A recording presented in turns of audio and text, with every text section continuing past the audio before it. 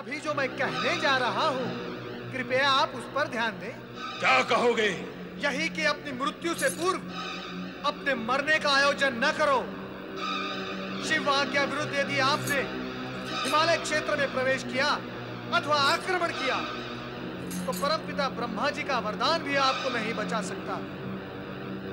शिवपुत्र के उत्पन्न होने से पूर्व ही शिव जी के क्रोध से आप मारे जाओगे। महाबली, आप इस नारद को अपने विरुद्ध षड्यंत्र करने के अपराध में तुरंत दंडित करेंगे तो इसका प्रलाप बंद हो जाएगा। नारद! सावधान! शिव दूत पर आक्रमण करने से शिव क्रोध से नहीं बच पाओगे दैत्यराज। इस मेघासुर के हाथों से बचकर तो मैं कभी का जा सकता था, परंतु मैं यहाँ तुम्हें सावधान करने आया हूँ।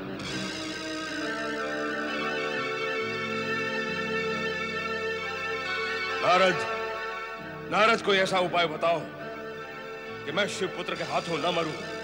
शिव आराधना करो, इसी समय प्रारंभ करो। कहाँ गया?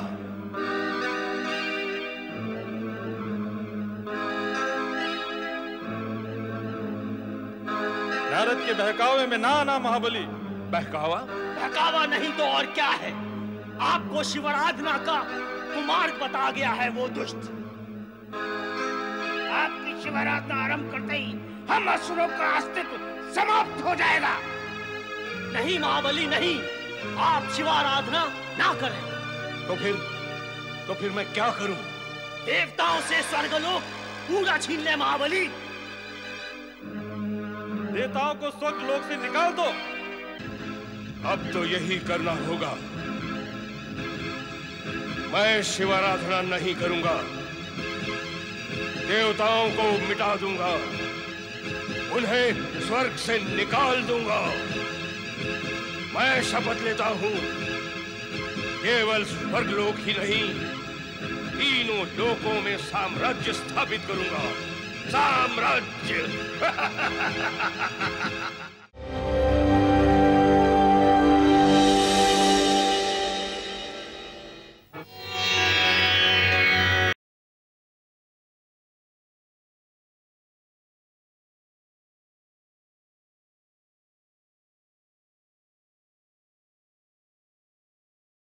ओम नमः शिवाय।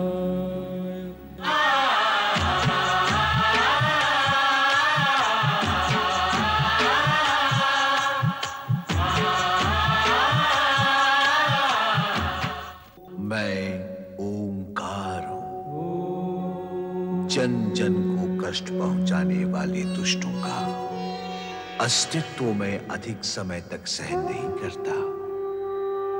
जन रक्षा में मैं उनके लिए भीषण प्रहार हूं। मैं ओंकार हूं। उधर कैलाश पर अरुंधति और सप्त ऋषियों को बुलाकर शिव उनसे मैना के मन को उनकी ओर से निर्मल करने का कार्य सौंपते हैं, किंतु मैना का मन तो वे स्वयं ब्राह्मण वेश धारण कर कठोर बना आए थे। पार्वती अपनी मां मैना को स्थिति स्पष्ट करते हुए बताती भी है। ओम नमः शिवाय। ओम नमः शिवाय। ओम नमः शिवाय। नारायण नारायण। परमपिता ब्रह्मा जी और माता सरस्वती को पुत्र नारद का प्रणाम। ओम नमः शिवाय। आओ नारद। नारद तो आ ही गया माता, परंतु ये क्या, इन दिनों आप दोनों ध्यान में ही मग्न रहते हैं। सृष्टि का कार्य थम सा गया है। ऐसा होना संभव है क्या? तुम तो तीनों लोकों में सदा भ्रमण करते रहते हो, क्या कहीं कुछ तुम्हें नवीन नहीं दिखाई दिया? नवीन? नवीन घटनाएं? नवीन घटनाएं तो नहीं, पर हाँ, दुर्घटनाएं अवश्य जन्म ले रही हैं। नवीन कुछ होते दिखाई नहीं दे रहा। ऐसा क्यों हो रहा है, यही पूछने तो मैं यहाँ आया हूँ माता।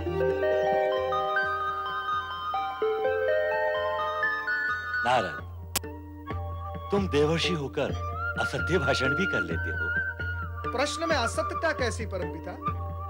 मैंने तो मात्र अपनी जिज्ञासा प्रकट की है।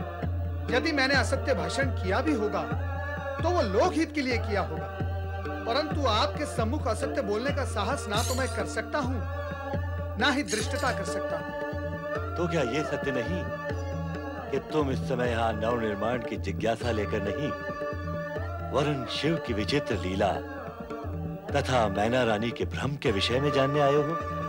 नव निर्माण की जिज्ञासा के पश्चात मैं इस विषय पर भी चर्चा अवश्य करता परमपिता, परंतु सत्य यह है कि शिवजी की लीला के कारण निर्माण के कार्य में बाधा आ रही है। नहीं नारद, ये सत्य नहीं है, तुम्हारा भ्रम है। शिव लीला से कार्य में बाधा नहीं, कल्याण की प्रेरणा प्राप्त होती है। नारायण नारायण। परमपिता, तो फिर बार बार शिवजी मैना रानी से परीक्षा लेकर पार्वती से विवाह में विलंब क्यों कर रहे हैं? अवसर की प्रतीक्षा को ज्ञानी धीरज और शीघ्रता के लिए की गई व्याकुलता को अज्ञानी विलंब कहते हैं नारद। लौकिक रूप से विलंब हो या शीघ्रता, शिव जो भी करेंगे शुभ के लिए ही करेंगे। परमपिता, पार्वती का अटल निश्चय, मैना रानी का हठ और भोलेनाथ के परीक्षा क्रम के साथ साथ लीला प्रसारण का अंतिम रूप और परिणाम क्या होगा? कहा ना नारद, शिव लीला का परिणाम सदा शुभ ही होता है। शिव का अर्थ ही शुभ होता है। जो शिव भक्त हैं, इस सत्य को भली भांति जानते हैं। शिव लीला में जो कुछ हुआ है, हो रहा है और होगा, वो निश्चित रूप से कल्याणकारी ही होगा। इसी कारण शिव भक्त कभी भोलेनाथ की लीलाओं में शंका प्रकट नहीं करते। धन्य हुआ मैं, धन्य हुआ। परमपिता ब्रह्मा जी और माता सरस्वती के मुख से शिव लीला के विषय में जानकर मैं धन्य हूँ। ओम नमः शिवाय, ओम नमः शिवाय, ओम नमः शिवाय, ओम नमः शिवाय, ओम नमः शिवाय, ओम नमः शिवाय।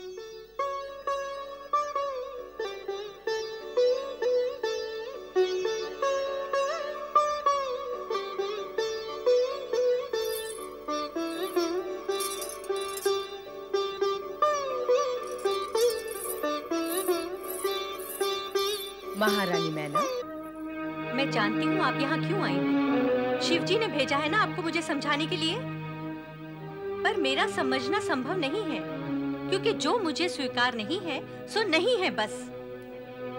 मैं अपने निश्चय पर अटल हूँ और रहूंगी। प्रणाम ऋषि। मैना रानी, तुम्हारा निश्चय भी उचित है और अटल भी उत्तम, परंतु अपनी पुत्री के प्रेम में दुर्व्यवहार करना ना तो उचित है ना उत्तम। उत्तेजना में तुम सामान्य शिष्टाचार भी भूल गई। अपने आदरणीय और पूज्य जनों का समुचित स्वागत भी नहीं किया तुमने। क्षमा करें ऋषिवर, सत्य है, पुत्री के मोह और उत्तेजना में मुझसे भूल हो गई।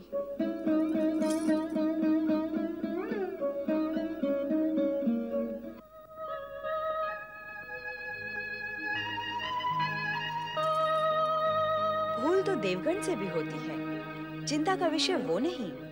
ये है कि कहीं तुम्हारा पुत्र मोह कम न हो जाए। हम उसी की विनती करने आए हैं। अर्थात तुम्हें पुत्री से मोह है, पुत्र का मन शिव पे है, पर तुम्हारा मन शिव को स्वीकार नहीं करता। कैसे करेगा? क्यों करेगा? फिर पुत्र का मन भी शिव को अस्वीकार क्यों करेगा? उसे करना होगा, वो मेरी पुत्री है। क्या वो अपनी माँ की बात नहीं मानेगी? मैंने जन्म दिया है उसे। किसे माने वो?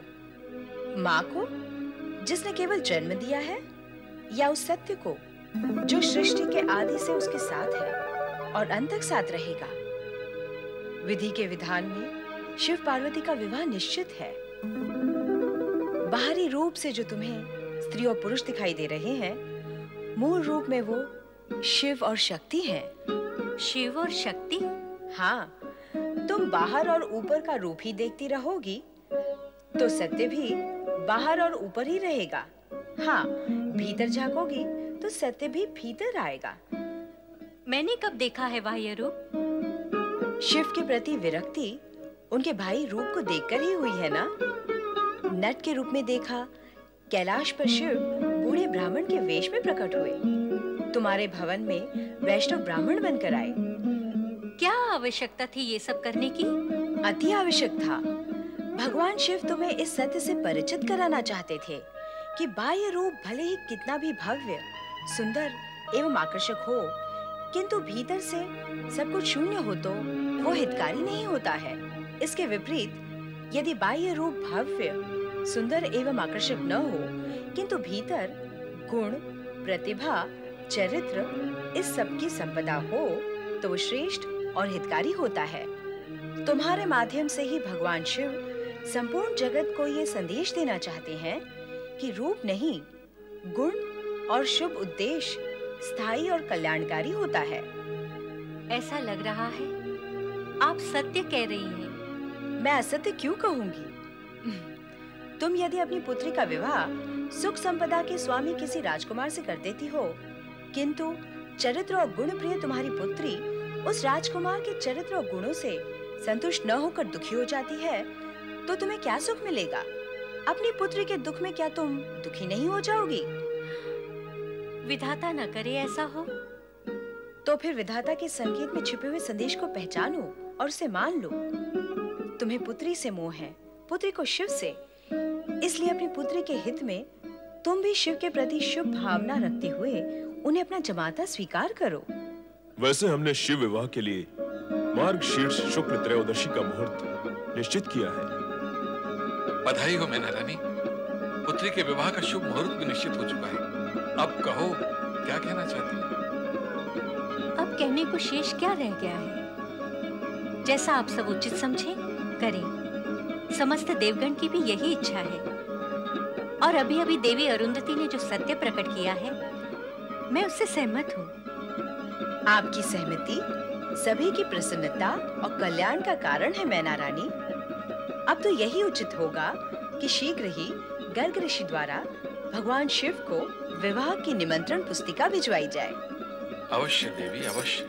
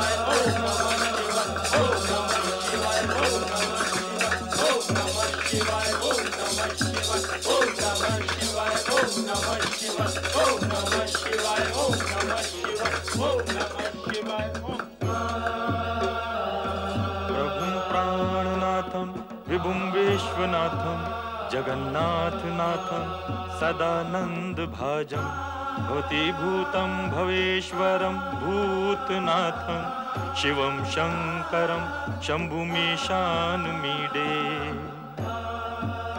आओ गर्ग ऋषि, कैलाश पर आपका स्वागत है।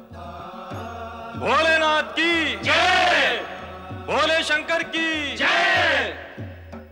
आज की जयकार तो धूमधाम से पूर्ण है। हाँ भोलेनाथ, मैं हिमालय राज का राजपुरोहित हूँ।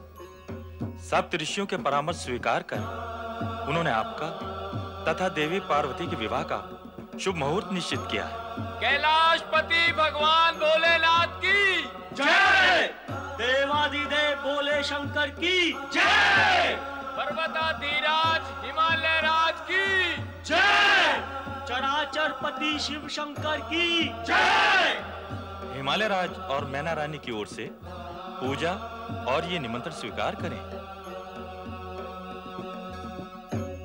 मार्गशीर्ष शुक्ल त्रयोदशी के दिन आप बारात लेकर देवी पार्वती का पाणी ग्रहण करने हेतु हिमालय भवन पधारें। भगवान भोलेनाथ की जय। देवादिदेव भोलेनाथ की जय। भगवान शिव शंकर की जय। त्रिलोकीनाथ शिव शंकर की जय। नारायण नारायण।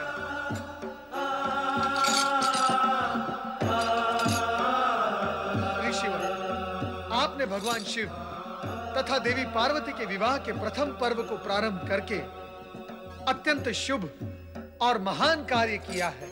देवर्षि, मैंने केवल हिमालय राज की इच्छा को मूर्त रूप देकर इस विधि को पूर्ण किया है। ऋषिवर, इस विधि को पूर्ण करके आपने भोलेनाथ तथा पार्वती के विवाह की प्रतीक्षा को पूर्ण किया है। अब समस्त जगत आनंद और उत्साह से भर उठेगा। देवगण के उत्साह की तो कोई सीमा ही नहीं रहेगी और अब जगत शीघ्र ही तारकासुर के अत्याचारों से मुक्त हो जाएगा। विधि का विधान अपना कार्य तो निश्चित रूप से करेगा ही देव ऋषि। भोलेनाथ, अब इस पुरोहित को आज्ञा दें।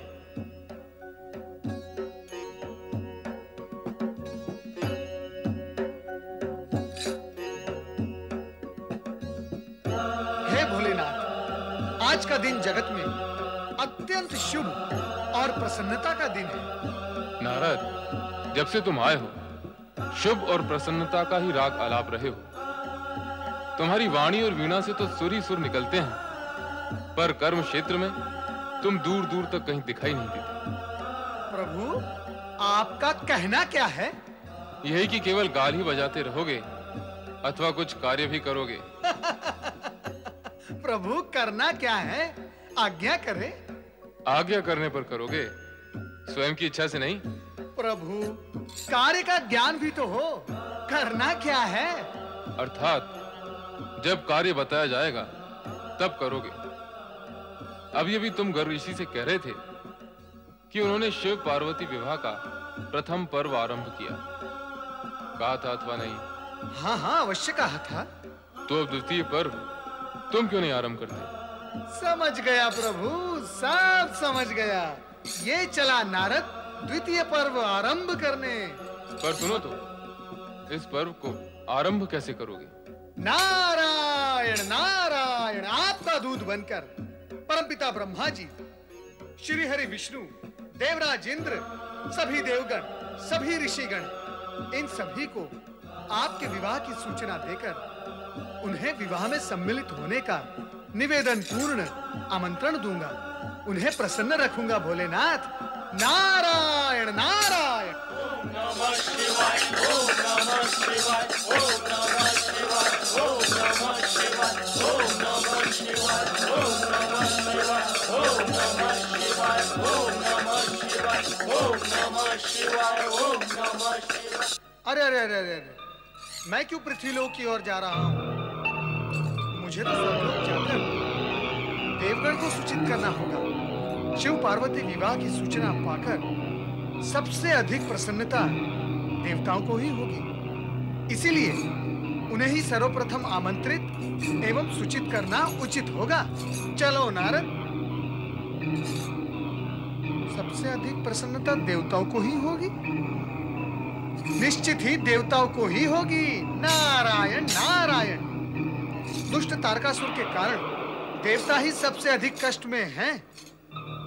शिव पार्वती विवाह उपरांत उनसे उत्पन्न पुत्र देवताओं के परम शत्रु तारकासुर का वध करेगा। इसलिए सर्वप्रथम देवताओं के पास चलना चाहिए। चलना तो तुझे भी चाहिए हमारे स्वामी के पास। परंतु तुम हो कौन? मैं मेघासुर हूँ, महाबली तारकासुर का सेनापति। अब पता चला कि मैं कौन हूँ। अब तुम्हें यह भी बताता हूँ कि तुम्हें क्यों पकड़ा।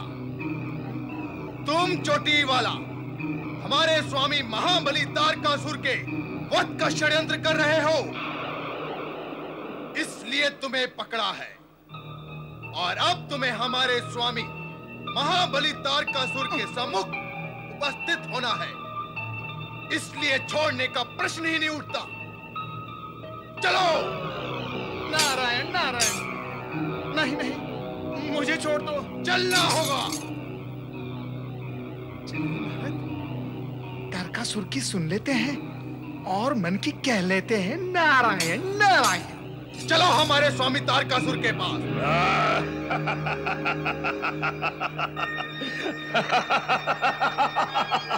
दानवराज महाबली तारकासुर की जय। नारायण नारायण। नारद, तुम मेघासुर, इसे क्यों पकड़ लाए? इसलिए कि आप सोच सके और सोचकर निर्णय ले सके। स्पष्ट रूप से कहो मेघासुर, कहना क्या चाहते हो? महाबली, ये नारायण भक्त शिव की भक्ति करते हुए देवताओं को सूचित और आमंत्रित करने जा रहा था। ये दुष्ट आपका अमंगल सोच रहा था महाबली। ये चोटी वाला हमारा क्या मंगल करेगा? अमंगल ये स्वयं नहीं करता, ये तो केवल सोचता है और करवाता है। इसका तो सोचना ही महाभयंकर है। मैंने इसे सोचते हुए देखा है। मेरा तो रोम रोम कांप गया इसे सोचते हुए देखकर। ऐसा क्या सोचते हुए देखा तुमने?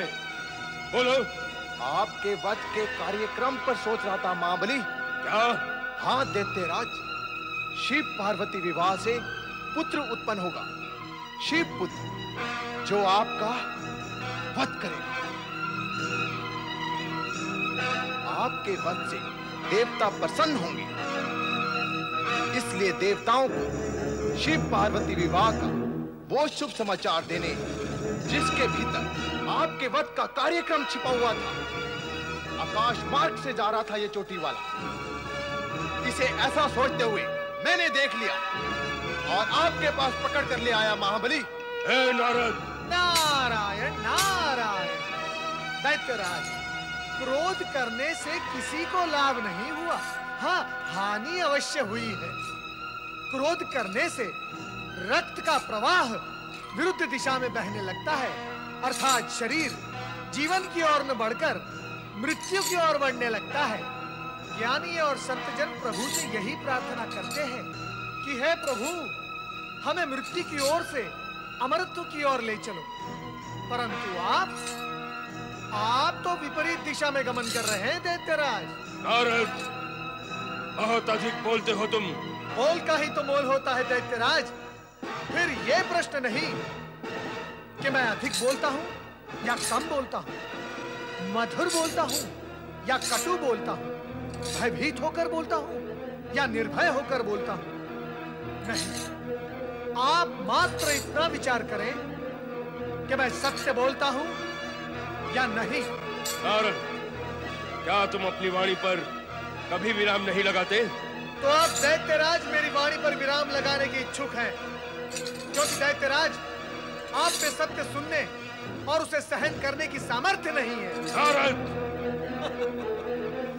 मेरी वाणी से यदि आपको इतना कष्ट होता है, तो आपके अत्याचार से प्रजा को कितना कष्ट होता होगा। दैत्यराज, यदि विराम लगाना ही है आपको, तो अपने अत्याचार हिंसा पर विराम लगाएं। सावधान नारद। सावधान तो मैं हूं ही दैत्यराज, परंतु आप अपनी हिंसा, स्वार्थ, अत्याचार और दुर्भावना पर विराम क्यों नहीं लगाते? दैत्यराज, जन जन की वाणी की गति तुम्हारे विरुद्ध बढ़ती जा रही है। ना तो तुम जन चेतना के प्रवाह को रोक सकते हो, ना जन साधारण के सत्य को रोक सकते हो, ना ही जनवाणी को रोक सकते हो। यदि रोकना ही है दैत्यराज, तो अपने पाप कर्मों को रोको, और यदि विराम लगाना ही है, तो अपनी तामसिक वृत्ति पर लगाओ। नारद! नारद, हम तुम्हें नहीं छोड़ेंगे। दैत्यराज, दुष्कर्म करने की सौगंध ही ले रखी है आपने। कभी कभार भूले भटके सत्कर्म करने का विचार ही कर लिया करो। करना तो संभव, क्या होगा? ये दुष्ट नारद तो महाबली को उत्तेजित ही करता जा रहा है। परिणाम भी यही भुगतेगा महाबली। है नारद, तुम्हारा ये विराम जो तुम हम पर लगाना चाहते हो, हम तुम्हारे जीवन पर लगा देंगे। फिर न रहेगा बांस और न बजेगी बांसुरी,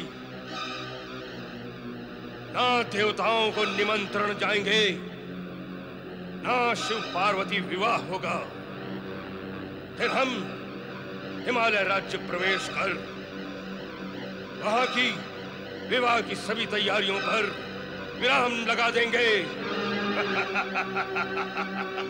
नारायण नारायण, ज्ञानी सत्य ही कहते हैं कि अज्ञानी में दूरदर्शिता होती ही नहीं। क्या कहा तूने? भूल हो गई।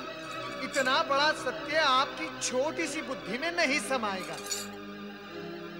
अभी तक जो मैंने कहा उस पर ध्यान न देकर अभी जो मैं कहने जा रहा हूँ, कृपया आप उस पर ध्यान दें। क्या कहोगे? यही कि अपनी मृत्यु से पूर्व अपने मरने का आयोजन न करो। शिव आज्ञा विरुद्ध यदि आपने हिमालय क्षेत्र में प्रवेश किया अथवा आक्रमण किया तो परमपिता ब्रह्मा जी का वरदान भी आपको नहीं बचा सकता। शिव पुत्र के उत्पन्न होने से पूर्व ही शिव जी के क्रोध से आप मारे जाओगे।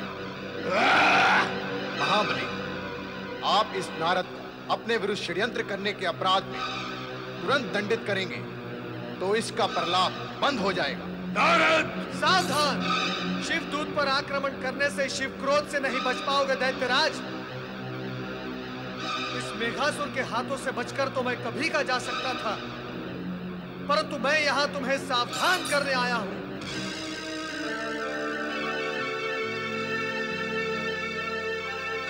नारद, नारद कोई ऐसा उपाय बताओ कि मैं शिव पुत्र के हाथों न मरूं। शिव आराधना करो, इसी समय प्रारंभ करो। कहाँ गया?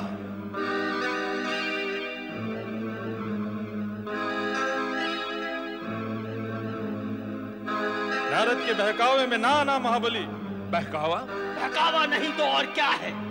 आपको शिवाराधना का कुमार्ग बता गया है वो दुष्ट। आपकी शिवाराधना आरंभ करते ही हम असुरों का अस्तित्व समाप्त हो जाएगा। नहीं महाबली नहीं, आप शिवाराधना ना करें। तो फिर मैं क्या करूं? देवताओं से स्वर्गलोक पूरा छीन ले महाबली। देवताओं को स्वर्गलोक से निकाल दो। अब तो यही करना होगा। मैं शिवाराधना नहीं करूंगा, देवताओं को मिटा दूंगा, उन्हें स्वर्ग से निकाल दूंगा। मैं शपथ लेता हूं, केवल स्वर्गलोक ही नहीं, तीनों लोकों में साम्राज्य स्थापित करूंगा। साम्राज्य। नारायण नारायण। तुम फिर आ गए? दैत्यराज, मैं गया ही कहा था। मैं तो प्रतीक्षा कर रहा था ये देखने के लिए कि दुष्ट की बुद्धि कितनी अस्थिर होती है, और अब देखकर जान भी लिया। क्या जान लिया तुमने? यही कि दुष्ट कभी कभी भयवश भगवान की ओर बढ़ता है, परंतु उसकी दुष्टता सदा के लिए कभी नहीं छूटती। वो तभी छूटती है जब उसके प्राण छूटते हैं। ठहर जा नारद। नारायण नारायण नारायण, श्रीमन नारायण नारायण नारायण। कहाँ चले गए थे मेनाक? मैं कब से तुम्हें ढूंढ रहा हूँ। आज्ञा दीजिए पिताश्री। आज्ञा दूं? मैं आज्ञा दूं? पुत्र मेनाक, तुम पार्वती के बड़े भ्राता हो। उसके विवाह की चिंता करते हुए समस्त व्यवस्था तुम्हें ही करनी चाहिए। आप निश्चिंत रहें, सभी व्यवस्थाएं हो चुकी हैं। उत्तम, अति उत्तम। अच्छा ये बताओ, समस्त पर्वत राजाओं को निमंत्रित करने के लिए क्या निमंत्रण पत्र भेज दिए हैं? वही कार्य कर रहा हूं। करो, शीघ्र करो और सुचारू रूप से करो। महामंत्री, आपने मुझे बुलाया राजन? आपको नहीं बुलाएंगे महामंत्री तो किससे बुलाएंगे? मैं निपट अकेला तो सारे कार्य नहीं कर सकता ना। विवाह की सारी व्यवस्था हो रही है महाराज। हमें आपसे यही आशा है महामंत्री। अब आप ऐसा कीजिए कि राजशिल्पी को बुलवाइए और हमारी राजधानी और राजप्रासाद को इस तरह से सुसज्जित करवाइए कि आने वाले अतिथिगण आश्चर्य से चकाचौंध हो जाए। जी। और हमारे अतिथियों के रहने की व्यवस्था ऐसी की जाए कि उन्हें तनिक भी कष्ट न हो। आपकी आज्ञा का पूरी तरह से पालन होगा महाराज। और सुनिए सुनिए, कहां जा रहे हैं आप? हमें आपसे कुछ और भी बात करनी है। क्या कहना चाहते हैं हम? हाँ, शिवजी के बारात में सभी देवगण पधारेंगे और उन्हीं के साथ साथ परमपिता ब्रह्मा, श्री हरि विष्णु, देवराज इंद्र व अन्य भी। इनके निवास व स्वागत के लिए विशेष प्रबंध व ध्यान रखा जाए। अवश्य महाराज। अब आप जाइए, समय नष्ट क्यों कर रहे हैं? जो आज्ञा महाराज। महाराज, रानी, तुम यहाँ विवाह की तैयारी नहीं कर रही? आपका इतने उत्साह से करना धरना पर्याप्त नहीं है क्या? ऐसा प्रतीत होता है महारानी कि तुम्हारे मन में इस विवाह के लिए कोई उत्साह नहीं। जब भविष्य अपना अंधकार में दिखाई दे तो उत्साह कैसा? क्या अभिप्राय है तुम्हारा? महारानी, पुत्री के विवाह के शुभ अवसर पर ऐसे अशुभ शब्द कहना तुम्हें शोभा नहीं देता। आप शोभा की चर्चा ना ही करें तो अच्छा है स्वामी। क्या आपको विश्वास है कि महलों के सुख ऐश्वर्य में पली बड़ी हमारी कोमलांगी पुत्री पार्वती उस वैरागी और विचित्र वेशधारी शिव के साथ खड़ी शोभा पा सकेगी? क्या वो हिम शीतल वातावरण में सुखी रह पाएगी? सुख और शोभा से तो अब जैसे संबंध ही नहीं रह गया है पार्वती का। महारानी, आप अकारण ही चिंता करके अपने आप को दुखी कर रही हैं, जबकि चिंता का कोई विषय ही नहीं है। मैंने परमपिता ब्रह्मा, श्री हरि विष्णु, देवराज इंद्र, अन्य देवगण व ऋषिगण के विश्वास पर ही इस विवाह का निर्णय लिया है। और ये सभी श्रेष्ठ देवगण भगवान शिव जी के चरणों पर नतमस्तक हो उन पर अटूट विश्वास रखते हैं। स्वामी। हाँ महारानी, मेरे विश्वास की जड़ें बहुत गहराई तक गई हैं और मेरा निर्णय भी इसी विश्वास पर आधारित है। महारानी, पार्वती मेरी भी पुत्री है जितनी तुम्हारी। क्या मैं उसका अहित चाहूंगा?